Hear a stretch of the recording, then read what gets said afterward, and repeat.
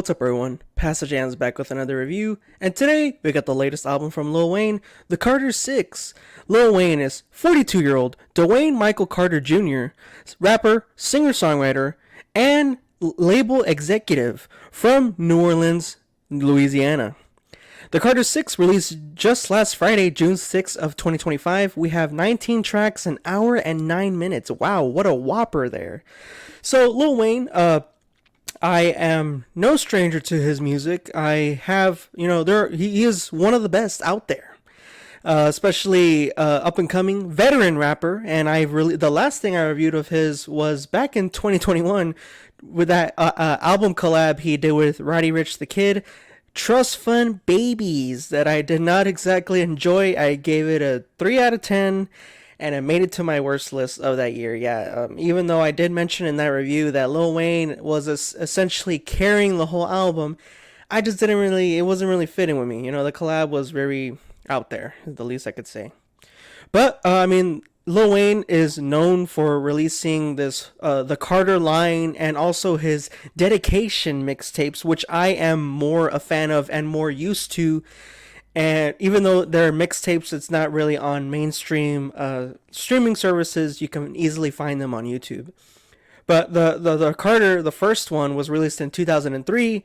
The Carter 2, the very next year in 2004. And the Carter 3 released in 2008, where he gained most of his popularity, to be honest. Sorry. And then the Carter 4, the one that I most notably I know more about, is the Carter 4, which is arguably the best Carter released out of all 6. And then the Carter 5 released in 2018. It was okay. It was a solid album, but nothing to write home about, And now we're here with the Carter 6.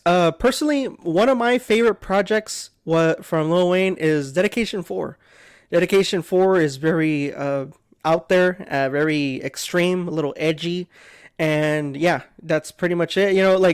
Coming into Lil Wayne and a project of his, in other reviews I always say these rappers, they don't really know what else to expand upon, and not necessarily every single project or rap song or any song in general has to have some grand idea, some big message. I'm all for it. I know Lil Wayne, he's not necessarily the life rapper or the most poetic rapper that you look to in terms of life, or maybe he's sending a message or anything. No, it's just raw bars, and that's what he's here for. Very straightforward stuff, very energetic, explosive stuff. So coming into the Carter 6, I was pretty excited, especially, it was, the hype was kind of real surrounding this album. So 19 tracks, 1 hour and 9 minutes. Let's jump right into this. 18 tracks if you don't count the opening, but it's whatever. Right off the bat, track number 2, Welcome to the Carter. Wow, this is easily the best song out of the whole damn thing. The wordplay, the bars, the flow, how confident and carefree Lil Wayne is on this track. I was so excited. I was shocked, honestly. I was like, whoa, this is how he's going to start it out. This is the energy he's bringing. Banging song. Fucking crazy ass song. It is some peak Wayne that I've heard in probably the last 2-3 projects that he's done. So after that, I was like, okay. But then he goes into track number 3, Bells, where it's not necessarily a bad track. It's decent. And the only reason I say that is because his flow is fine. Everything he's doing is fine. It's very it's very optimistic. The energy's there in terms of him, but the production energy isn't there. It's very generic, low bass track, and it doesn't match Lil Wayne's flow or rhythm or energy that he's bringing at all. The chemistry between the production and himself is not really there.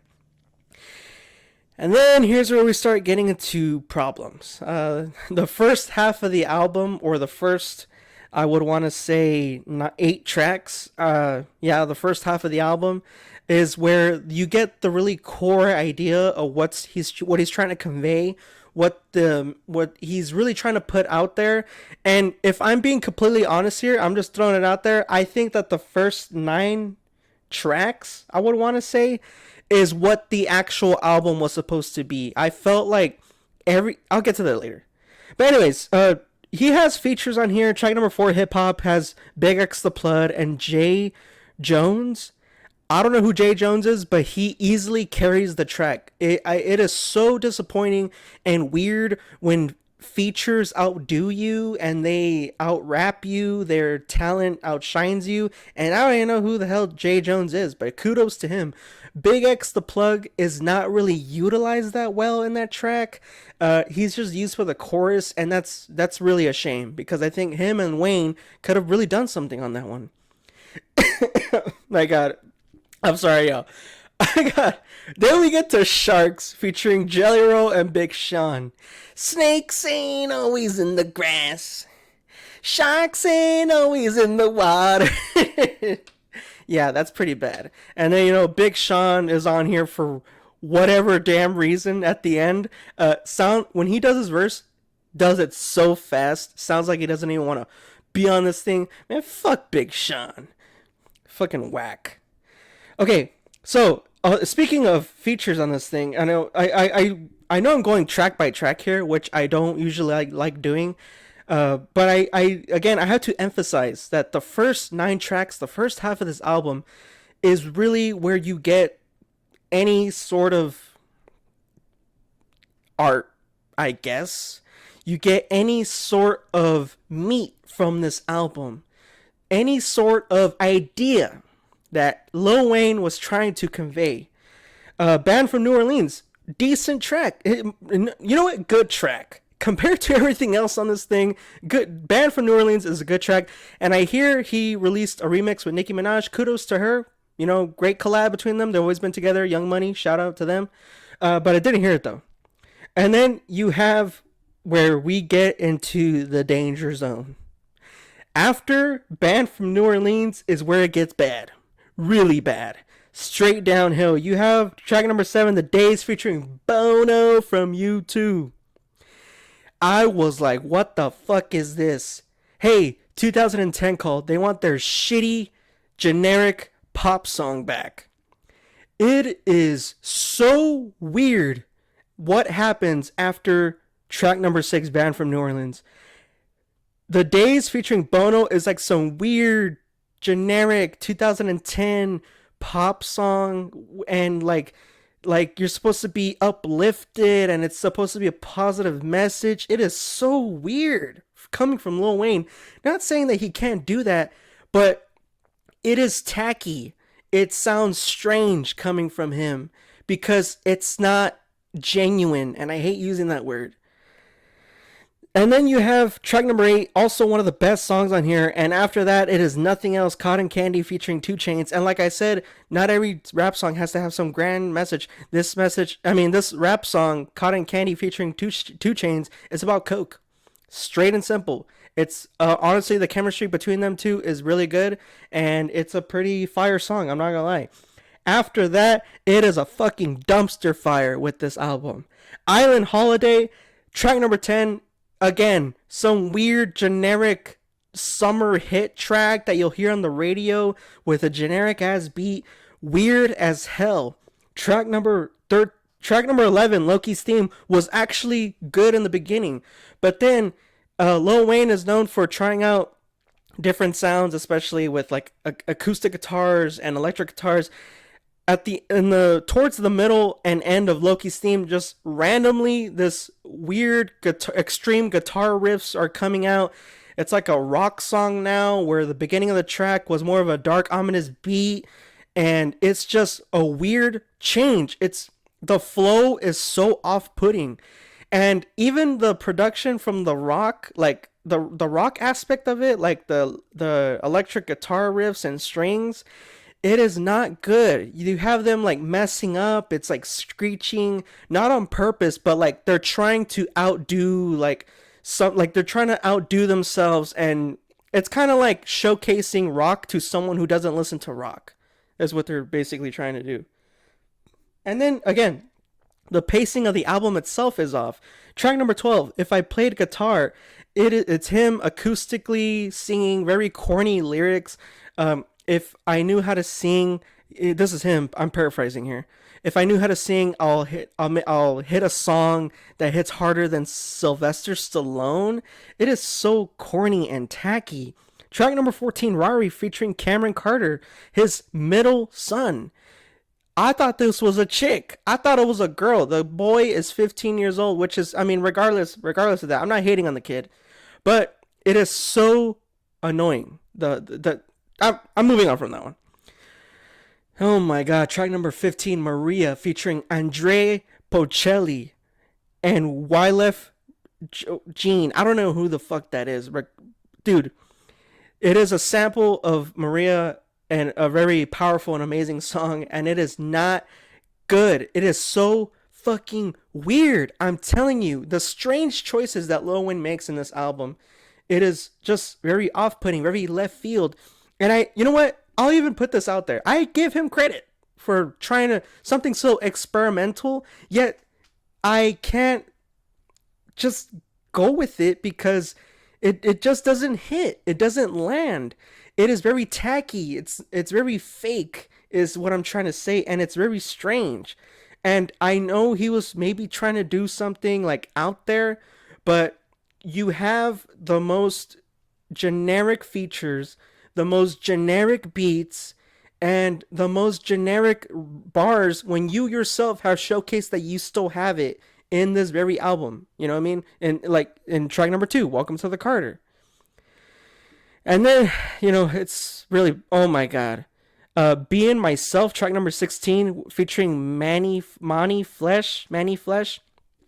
It was great. You know, you have like this, again, it's like a jazzy summer track, and it's great. You know, there's trumpets here and there, it's moving, but it's just ruined by Lil Wayne's edginess, I guess I should say.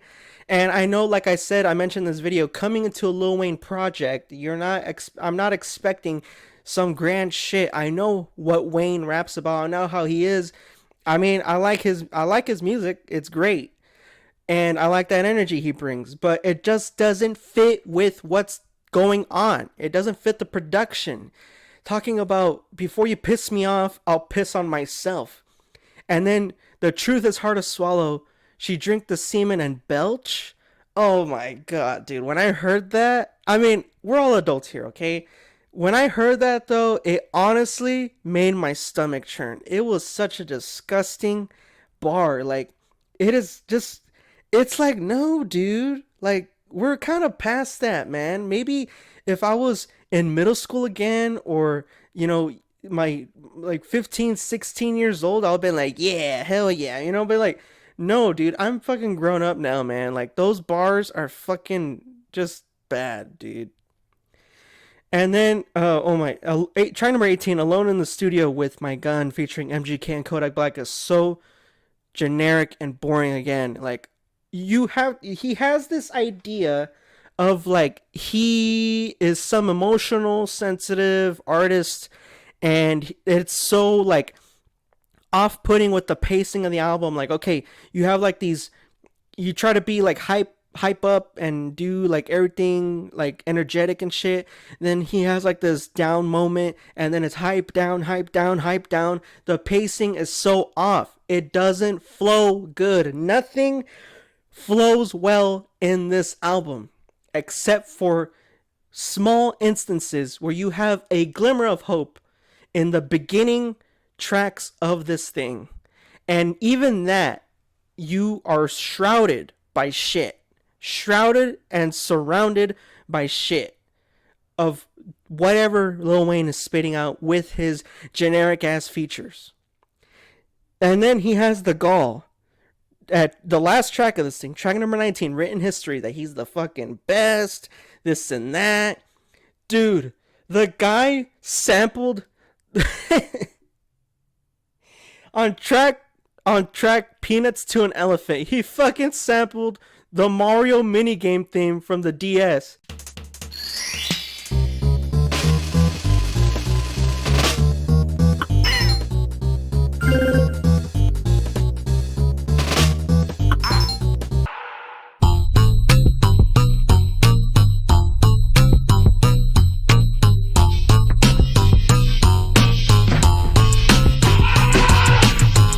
So, what do y'all think about that, Banger, right? Fire ass beat. Yeah, no, I don't think so. Look, I know I was basically going track by track with this album. I hate doing that because, I mean, the video's already 15 minutes long.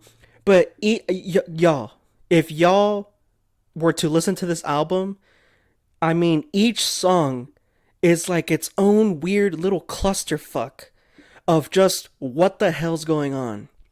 That is, I mean, I had to basically go track by track. I had so much I couldn't cut anything out. I'm sorry. It's just weird. I could kind of respect what he was going for, like I said, but it doesn't land. Like, dude, did you make this like 20, like 15 years ago, man? Like, what the hell's going on? But anyways, I mean, I don't want to waste any more of y'all's time. I can't do this anymore. It's such a damn shame, honestly. From the weird rock influence where you are supposed to like convince someone that you know what you're doing and like, fucking rock on, brother, you know, like hell yeah, that shit slaps. To the weird choices and features, to the strange choices in pace and flow. I'm giving Lil Wayne's latest album, The Carter 6, a 2.5 out of 10. It is a damn shame. I mean, whatever you can muster from the beginning tracks is just listen to that. Listen to that. Because after track number 7 or 8, after Cotton Candy, downhill, man. Downhill from there. Nothing is salvageable.